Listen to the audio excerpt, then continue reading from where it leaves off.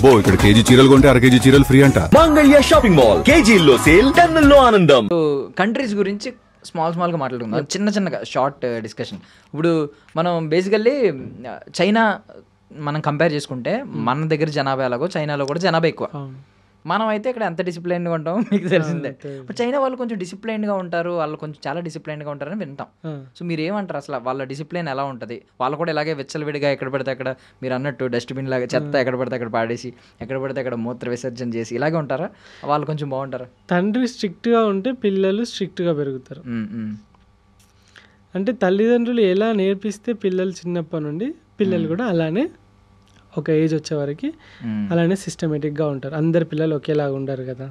ఇప్పుడు పండిత పుత్ర పరమశుంఠ అనే ఒకటి ఉంటుంది. పండిత పుత్రుడు అయినంత మాత్రాన వాడు గొప్పవాడు అవ్వాలని ఏం లేదు. ఇక్కడ మన దేశం అనేది పండితులు, పుత్రులం మనం పరమశుంఠల్లాగా అంటే కొంతమంది తయారవుతుంది. అండ్ ఇంకొకటి చాలా మందిలో ఉన్నది ఇట్లా ఉండాలి, నా దేశం కూడా ఫారెన్. ఎందుకు నేను నా దేశం గురించి వీళ్ళని ఎందుకు అంత క్రిటిసైజ్ చేసి ఎప్పుడైనా ఒక వీడియోలో మాట్లాడినా అంటే, ఇప్పుడు మనము ఒక దేశం పక్క దేశానికి వెళ్ళినప్పుడు మనకన్నా చిన్న దేశం, మనకన్నా రీసోర్సెస్ తక్కువ అండ్ మనకన్నా తెలివి తక్కువ ఉన్న వాళ్ళందరూ ఎంత నీట్గా ఎంత క్రేజీగా బ్రతుకుతున్నారు. ఆ లైఫ్, ఆ క్వాలిటీ ఆఫ్ లైఫ్. ఇప్పుడు మనము ఎందుకు పక్క దేశాల మీదకి వెళ్ళి చూసుకుంటా అక్కడ ఎక్కువ డబ్బులు వస్తాయి, అక్కడ సంపాదించాలి, అక్కడ సెటిల్ కావాలని ఎందుకు ఆలోచిస్తున్నాం?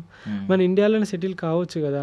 అంటే మన దాంట్లోనే ఇప్పుడు మన వాళ్ళందరూ పక్క దేశాలలో పోయి మన టెక్నాలజీ మన బ్రెయిన్లు అంతా వాళ్ళకి ఇచ్చేసి వాళ్ళ దేశాన్ని డెవలప్ చేసి వాళ్ళు కొత్త ఇన్నోవేషన్స్ చేస్తున్నారు. మరి మన ఇంటి దగ్గర డబ్బులు లేవా అంటే మన దగ్గర డబ్బులు ఉన్నాయి, మనం పక్క వాళ్ళకి కూడా అప్పులు ఇస్తాం, రైట్? సో మన దగ్గర రీసోర్సెస్ ఉన్నాయి, మన దగ్గర రీసెర్చ్ సెంటర్స్ ఉన్నాయి, ఇవన్నీ ఉన్నాయి. స్టిల్ మన వాళ్ళు అక్కడ దాకా పోతున్నారంటే ఎక్కడో ఒక దగ్గర లోపిస్తుంది. ఎక్కడ లోపిస్తుంది అని అంటే, ఇప్పుడు చైనాతో పోల్చుకుంటే నేను చైనాలో సింపుల్గా చెప్తా, దానికి ఆన్సర్ మీరే చెప్పండి. చైనాలో ఒకరోజు రైడ్ చేస్తుంటే సాయంత్రం 7 అయింది. 7 అయితే ఒక సిటీలో ఆగాల్సి వచ్చింది. సిటీలో మనం ఎట్లనైతే ఇప్పుడు ఆపోజిట్గా కూర్చున్నాము, సో దట్ అక్కడ ఒక షాప్ ఉంది, డెలివరీ.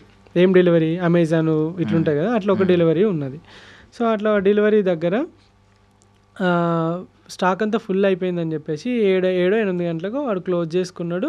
నేను అన్నీ టెంట్ వేసుకున్నా, ఆపోజిట్గా క్లోజ్ చేసుకున్నాడు. ప్రోడక్ట్ అంతా ఆడ పడేసిండు, డెలివరీస్ అన్నీ ఆడ పడేసిండు, వెళ్ళిపోయిండు. ఇక నేను రాత్రి అంతా షాక్ అవుతాను. అరే వీడు ఎవడన్నా ఎత్తుకపోతే ఎట్లా? మనము ఇక్కడ అమెజాన్లో డెలివరీ పెడితే ఫోన్ల బదులు ఇటుకలు వస్తాయి, కొన్నిసార్లు సబ్బు బిల్లలు వస్తాయి, పవర్ బ్యాంకులని లోపల బ్యాటరీలు పెట్టి అమ్ముతారు మనల్ని, రైట్? అట్లా జరిగినాయి చాలా ఫ్రాడ్స్ ఉన్నాయి స్టేషన్లలో. డెలివరీ అని పెట్టారు కొత్తగా, ఇంకా అట్లా జరుగుతుంది. ఇక్కడ చూస్తే పొద్దుగాలు వచ్చేసిండు వాడు 7-8 గంటలకేమో. రోడ్డు మీద ఉన్న సరుకు ఏదైతే దాని షాప్ మీద ఉన్న సరుకు అంతా మళ్ళీ బండ్లకు ఎక్కించుకొని పోయి డెలివరీ చేస్తాడు. ఓకే, నమ్మకం అది ఏంటో. మన ఇంటి ముందట పాల ప్యాకెట్లు అయితే పాల ప్యాకెట్లు మాయమైతాయి చాలా సార్. అంతెందుకు మీకు అంటే ఇలాంటి కేసెస్ కూడా విన్నాం. ఫుడ్ డెలివరీ యాప్స్లో కూడా కొన్ని కేసెస్ ఏమన్నాం అంటే వాళ్ళు ఓపెన్ చేసి తినేసి డెలివరీ చేశారు అనే కంప్లైంట్లు కూడా విన్నాం. ఇక ఉంటారు ఎక్కడో ఒక దగ్గర కొన్ని ఇలాంటి నమ్మకం లేని మాట్లాడినాం. అంటే మనం ఎవరైనా మనం ఇంట్లో లేకపోతే, నేనే ఇప్పుడు నాకు డెలివరీ వచ్చింది, ఎవరికో డెలివరీ ఇంట్లో వాళ్ళకి ఇచ్చేయని చెప్పి ఫోన్ కన్ఫర్మేషన్ కోసం వాళ్ళకి ఒకసారి ఫోన్ ఇవ్వి అని చెప్పి అడుగుతాం. అంటే మన మీద మనకున్న నమ్మకం అంతా మన దగ్గర. సో మీరు ఆలోచించండి. ఇప్పుడు చెప్పండి, ఇప్పుడు చైనా మనంతనే ఉంటుంది, మన పాపులేషన్ ఎక్కువ అని అంటాం కదా. చైనాలో కూడా పాపులేషన్ ఎక్కువనే ఉంటుంది, భూమి పెద్దదే మనకన్నా. సో ఆల్మోస్ట్, కానీ అక్కడ అందరు జనాలు బతకలేరు, ఉన్న కన్నే కుప్పలుగా బతుకుతారు. ఇప్పుడు ఒక అపార్ట్మెంట్ చూసుకుంటే, ఒక సినిమా థియేటర్ చూసుకుందాం, మనం ఫారెన్ థియేటర్స్ మన థియేటర్స్కి మనము చేసుకుందాం. సో చాలా గలీజ్గా ఉంటాయి. మన ఎట్ ద ఎండ్ పోయే వరకు ఒకడు సీట్ కింద ఉంచుతాడు, డిఫరెంట్గా ఉంటుంది కదా. సో మీరు గమనించండి. సో ఎక్కడ లోపిస్తుంది ఇదంతా అని అంటే ప్రజలు, గవర్నమెంట్. ఇప్పుడు అంటే మన దగ్గర రూల్స్ లేవా అంటే ఉన్నాయి. హెల్మెట్ పెట్టుకోకుండా ఫైన్ అయ్యారా? రోడ్ల మీద ఉంచితే ఫైన్ ఉన్నది, బయట స్మోక్ చేస్తే ఫైన్ ఉన్నది, బయట టాయిలెట్ చేస్తే ఫైన్ ఉన్నది, అడవులలో మంటలు పెడితే ఫైన్ ఉన్నది, లంచం ఇస్తే ఫైన్ ఉన్నది, లంచం ఇవ్వాలని చూసినా లంచం తీసుకున్నా ఫైన్ ఉన్నది, అంతేనా కదా? అన్నిటికీ ఉన్నాయి కదా. కానీ ఎక్కడ భయం ఉన్నా కూడా సరే చూస్తుంటే వాడు కెమెరా ఉన్నంతసేపు ఒకలా ఉంటాడు, కెమెరా లేకుంటే ఒకలా ఉంటాడు, రైట్? సో ఎక్కడ లోపిస్తుందంటే వ్యక్తులలో. మనుషులల్లో నేను ఒక్కరిని పోతే ఏమొచ్చిందిలే, నేను ఒక్కరిని ఉంచితే ఏమొచ్చిందిలే, నా ఒక్క బైక్ ఒక్కసారి ట్రాఫిక్లో కెమెరాలు ఉన్నావంటే నువ్వు 80 స్పీడ్లో పోతావు, కెమెరాలు లేవంటే 130లో పోతావు. పొలిటీషియన్ కొడుకు అయితే నీ ఇష్టం ఉన్నట్టు పోతావు.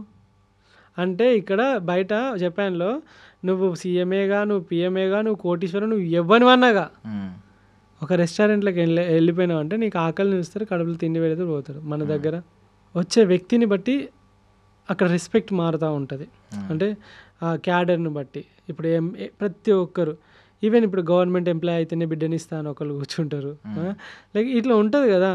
అండ్ ఇప్పుడు మన వాళ్ళే ఇంకా బయట దేశానికి పోయి రేసిజం అని, ఈవెన్ మొన్న యూఎస్లో ఒక అతను ఏమన్నాడు అంటే ఎందుకు వచ్చిర్రా మీరు, లైక్ వెళ్ళిపోండి అది ఇది అని చెప్పేసి అని అన్నాడు. అంటే మనం దాన్ని అనుకుంటాం రేసిజం అది అని చెప్పేసి అని అనుకుంటాం. పాపం వాడి బాధ ఏంటంటే వాళ్ళ జాబులన్నీ మన తెల్లితోటి మనం అన్నీ కొట్టేసుకొని మనం ఆడ జాగాలు కొని మన రియల్ ఎస్టేట్ కూడా వేసి చేస్తాం. రేసిజం ఇండియాలో లేదా? స్టేట్స్ మధ్యలోనే రేసిజం ఇండియాలో ఉంది బ్రో. ఎట్లా చెప్పాలా, స్కూల్లో మనము క్లాస్లో కూర్చున్నప్పుడు ఇదంతా మనకు నేర్పించక అరే పొట్టోడా, అరే కర్రోడా, అరే గుడ్డోడా, అరే మెల్లోడా, అరే నత్తోడా, అరే బండోడా, అరే బక్కోడా, ఏం నేర్పిస్తున్నా? డైరెక్ట్ అదే కదా రేసిజం అంటే. లైక్ వాడి యొక్క అవయవ లోపము లేకుంటే వాడి యొక్క లోపాలు లేదా, అరే కులపోడా, క్యాస్ట్ విషయంలో రేసిజం, తక్కువడా ఎక్కువడా, రైట్ అంతేనా. డబ్బుల విషయంలో రేసిజం, అరే పేదోడు వాడు, బిచ్చపోడు వాడు, ఆటో దోలుకుంటోడు వాడు, డెలివరీలు చేసేటోడు వాడు, డిగ్నిటీ ఆఫ్ లేబర్ కూడా లేదు కదా. అంటే నువ్వు ఇక్కడ మొత్తం నువ్వు రేసిజం చూపించుకొని అవన్నీ చూపెట్టుకొని ఫారెన్కి వెళ్ళేసి అక్కడ నాకు రేసిజం ఉండొద్దు, నన్ను చూడొద్దు, నన్ను అట్లా అనొద్దు అని అంటే అది ఎట్లా నడుస్తుంది? నువ్వే ఇక్కడ ఎన్నో చూసుకుంటావు. రేసిజం అంతటా ఉంటుంది. మనుషులలో ఉండాలి బ్రో. మార్పు అనేది మనుషులలో ఉండాలి. ఈ దేశం మారాలన్నా, మన ఇల్లు మారాలి అంటే మన ఇంట్లో ఉన్న నాన్న, ఇప్పుడు మీ నాన్న సిగరెట్ తాగడు, మందు తాగడు, మీ అమ్మని కొట్టడు, అక్కను తమ్ముడిని తిట్టడు, కొట్టడు, బెదిరించాడు, ప్రేమగా చూసుకుంటాడు. సో అప్పుడు నువ్వు నీ పిల్లలకి ఒక డూప్లికేషన్ ఇస్తున్నావు. ఏంటి అని అంటే నాకు వచ్చిన పిల్లల్ని కూడా ఇట్లా ప్రేమగా చూసుకోవాలి. అప్పుడు తండ్రి మీద ప్రేమ, తండ్రి చూపెట్టే డూప్లికేట్ అంటే డూప్లికేషన్ ఏంటంటే ఆయన చేసేది ఈయనకి చూస్తున్నాడు, చూసి నేర్చుకుంటాడు, రైట్. సో ఇక్కడ ఏంటనంటే మనం మరి ఇదే పీపుల్ మనం ఫారెన్ పోతాము, వాడు అన్ని రూల్స్ పెడతాడు, ఆ రూల్స్ని పాటిస్తాం. ఎందుకు అక్కడ పాటిస్తాం, ఇక్కడ పాటించాం? మనమే కదా. మన బిహేవియర్ కూడా ఒక బ్యాంక్లో పోతే ఒకలా ఉంటుంది మనది, హోటల్లో పోతే ఒకలా ఉంటుంది, సినిమా హాల్లో ఒకలా ఉంటుంది. బాధ్యత రాహిత్యం అన్నట్టు.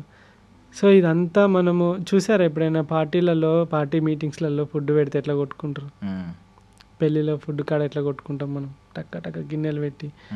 ఇదంతా ఏంటంటే మనలో మార్పు రావాలి. దేశం చాలా మంచిది మనది, మనకు నేర్పించిన పద్ధతులు కల్చరు మంచివి, చాలా మంచివి అక్కడ నుండి. కానీ ఎవడో ఒకరు గలీజోడు ఉంటాడు, నేను ఒక్కనే. అప్పుడు ఏమనిపిస్తానంటే అరే మర్డర్ చేసినోడే మంచోడురా, దొంగతనం చేసినోడే మంచోడురా కాడికి వచ్చినాం మనం లాస్ట్కు. మంచి చేస్తే ఎవరికి నచ్చదు, చెడు అందరికీ నచ్చుతుంది. గోడ కట్టడం చాలా కష్టం, కూలగొట్టడం చాలా ఈజీ.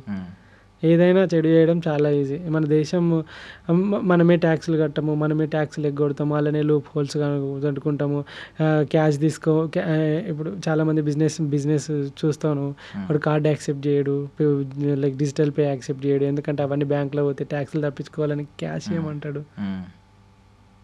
ఇలాంటివి చాలా ఉన్నాయి. ఇవన్నీ మనము బాధ్యతాయుతంగా ఉన్నప్పుడు మన క్వాలిటీ లైఫ్ క్వాలిటీగా ఉన్నప్పుడు, మనం వేసే ఓటు క్వాలిటీ వ్యక్తులకు వేసినప్పుడు ఆటోమేటిక్గా క్వశ్చన్ చేసే అవకాశం ఉంటుంది. సో దేశం మస్తు డెవలప్ అవుతుంది. సో 2 టాపిక్స్ అయితే ఇందులో బాగా వచ్చినాయి. ఏంటంటే ఒకటి రేసిజం, ఇంకొకటి డిసిప్లిన్. సో ఇప్పుడు మీరు తిరిగిన ఈ అన్ని కంట్రీల్లో రేసిజం లేనిది, అంటే మిమ్మల్ని కూడా ఒక ఇండియన్ సైక్లిస్ట్ వచ్చినప్పుడు చాలా చాలా బాగా గ్రాండ్ వెల్కమ్ చెప్పిన కంట్రీ ఏది? అంటే రేసిజం అయిపోయింది. డిసిప్లైన్డ్, వెల్ డిసిప్లైన్డ్ కంట్రీ అంటే ఏం చెప్తారు? ఈ 2 కంట్రీలు చెప్పండి. వెల్ డిసిప్లైన్డ్ కంట్రీ అంటే Japan and South Korea and China రూల్స్ని కరెక్ట్గా పాటించడం కానీ ఇప్పుడు నీకు తెలుసా వేరే కంట్రీస్లో కూడా ట్రాఫిక్ ఉంటుంది కానీ జామ్ అవ్వదు, మూవ్ అవుతూ ఉంటుంది. ప్రతి కంట్రీస్లో ట్రాఫిక్ ఉంటుంది కానీ జామ్ అవ్వదు. ఒకవేళ యాక్సిడెంట్ జరిగితే జామ్ అవుద్ది కానీ మెల్లిమెల్లిగా మూవ్ అవుతూ ఉంటుంది. ఇండియాలో ఏమవుతుంది అంటే మూవ్ అవ్వదు, జామ్ అవుతుంది. ఎందుకు జామ్ అవుతుంది అంటే చెప్తా. చౌరస్తాలో ఇటు పోయేటివి ఓకే, అట్లకెళ్ళి ఇటు వచ్చేటివి ఉంటాయి, ఇటు పోయేటివి ఇటు వచ్చేవి ఉంటే ప్రాబ్లం ఏం లేదు, అటు ఇటు పోతాడు. కానీ అటు పోయేటోడు ఇటు పోవాలి, ఇటు పోయేటోడు ఇటు పోవాలి. ఇక్కడ ఏమవుతుంది అంటే ఎవడు చూస్తలేని సర్రని ఒకడు వస్తాడు, పెడతాడు. ఇట్లా పోయేటోళ్ళు అందరూ వాడు పోయేదాకా ఆగాలి, అక్కడ సిగ్నల్ పడుతుంది. వాడు పోయేలోగా మళ్ళీ సిగ్నల్ క్లోజ్ అయిపోద్ది. నేను ఇప్పటిదాకా వెయిట్ చేసిన వీడియో బట్టి వాడైనా ఎవడు చూస్తాడు అని చెప్పేసి ఆటో వాళ్ళు ఉంటారు. నా సామి రంగా అమ్మో భయం అయితే ఆటోలు పక్కపండి సైక్లింగ్ చేయాలన్నా నాకు, అప్పుడు బండి తోలాలన్నా కూడా ఇట్లా మంచిగా పోతాడు. ప్యాసింజర్ రఫ్ని ఇటు తిప్పుతాడు, వెనుకోడు గాలిలో కలిసిపోయినా పర్లేదు. అంటే అందరు అలా ఉండరు. సో లైక్ దీనివల్ల నేను కూడా అంటే లెఫ్ట్ వెహికల్ వెళ్ళడానికి కూడా మీన్ సమ్టైమ్స్ ఎలా అనిపిస్తుంది అంటే ఈ ఆటో ఫార్ములా కొంతమందికి మాత్రం అప్లికబుల్. ఎక్కించుకున్నప్పుడు వాడు ఒక లారీలో ఫీల్ అవుతాడు, అంటే 10 మందిని 11 మందిని ఎక్కించుకుంటాడు. వెళ్ళేటప్పుడు మాత్రం ఒక బైక్లా ఫీల్ అవుతాడు, ఎందుకంటే లెఫ్ట్లో ఎంత సందు ఉన్నా పర్లేదు దానిలో దూరిపోతాడు. అమ్మో నాకు మొన్న వడోదర పోయినప్పుడు అయితే నాకు భయం అయింది. వాడు ఎట్లా దారుణంగా నడుపుతున్నారు వాళ్ళు. సో అట్లా ఇక్కడ కూడా చూసిన నేను, నడుపుతారు మన వాళ్ళు. ఈ హైదరాబాద్లో కానీ ప్రతి ఒక్క ప్లేస్లో ఉన్నారు. లైక్ అపరిచితుడు సినిమాలో ఎట్లయితే వాడికి కోపం వస్తే నాకు కూడా అట్లే కోపం వస్తుంది. భయం అవుతుంది నాకు బండి నడపాలన్న. ఇప్పుడు అన్ని కంట్రీస్లో 2.5 సంవత్సరాల దాకా బయట ఉండి తోలుకుంటూ వచ్చినా కదా, సడన్గా హైదరాబాద్లో బండి తీసిన తర్వాత నాకు లైక్ భయం అవుతుంది. వాళ్ళంటే స్ట్రైట్గా పోతారు, ఇట్లా పిచ్చి పిచ్చిగా టక్కున టర్న్ చేసి ఇవేమి ఉండవు కదా మ్యాక్సిమం, చాలా వరకు ఆ లైన్లోనే పోతారు కదా. ఇక్కడికి వచ్చిన తర్వాత ఇట్లా పోతాను నేను, అదే టక్కున ఒకటి నడపగానే పోయి వెనకకెళ్ళి పోయి గుద్దిన, బ్రేక్ వేసిన, దగ్గరికి పోయి ఆగి ఇట్లా టన్ మని సౌండ్ వచ్చింది. గుర్తుపడి సౌండ్ వాడు పట్టించుకుంటలేడు, వాడు వాడిదే. అమ్మ ఇంకా దారుణం. ఇప్పుడు వేరే కంట్రీలో యాక్సిడెంట్ అయిపోయింది అనుకోండి, వాడు ఏం చేస్తారంటే బండ్లు అక్కడ ఆపుతారు, పక్కకు తీస్తారు, పోలీసు వాళ్ళు వస్తారు, పోలీసు వాళ్ళు వచ్చిన తర్వాత ఆ ఇన్సూరెన్స్ క్లెయిమ్ చేసుకొని వెళ్ళిపోతారు. ఇక్కడ నువ్వు పోయి ముందట ఉన్న కారు ఆటోని గుద్దినావు అనుకో, వాడు ఒక బూత్ తోటి బయటకు వచ్చి నీ గల్లా పట్టుకొని పట్ట కొట్టి తీ పైసలు అంటాడా లేదా? అవును, లీగల్గా ఒక వే ఉంది కదా, మరి అది ఫాలో అవుతారా? అవరు. ఎందుకంటే వీడాలే ఉంటాడు, ఆడాలనే ఉంటాడు. సో ఇదంతా ఏంటి అని అంటే జామ్ అవుతుంది అని అంటే ఇట్లా వచ్చి అన్ని సైడ్లలో ఇట్లా పోతారు. దానివల్ల అందరికీ లేట్ అవుతుంది. ఒక్క 2 నిమిషాలు ఆగితే పోతుంది కదా అది. సో మీ రేసిజం లేకుండా మిమ్మల్ని బాగా ఆహ్వానించింది, చేతులు చాచి రేసిజం ఎక్కడ లేదు. అంటే రేసిజం అంటే ఉండొచ్చు వేరే పీపుల్, అంటే ఎంతైనా కొంచెం ఈ పార్షియాలిటీ ఉంటుంది. మన వాళ్ళు పరాయవాడిని కొంచెం పరాయవాళ్ళకే చూస్తారు కొన్ని చోట్ల. అదేం లేకుండా ఒక ఇండియన్ సైక్లిస్ట్ వస్తే అన్ని కంట్రీస్ చాలా బానే ప్రేమగా చూసుకున్నా. ఏంటంటే అది కారణం ఏంటంటే నేను సైక్లిస్ట్ని కాబట్టి, నేను ఎక్కడ నుండో సైక్లింగ్ దొక్కుంటూ వస్తున్నా కాబట్టి ఆ రెస్పెక్ట్ ఉంటుంది, ఆ క్యూరియాసిటీ ఉంటుంది. నార్మల్గా జనరల్గా పోతే నాకు కూడా రేసిజం కనపడవచ్చు,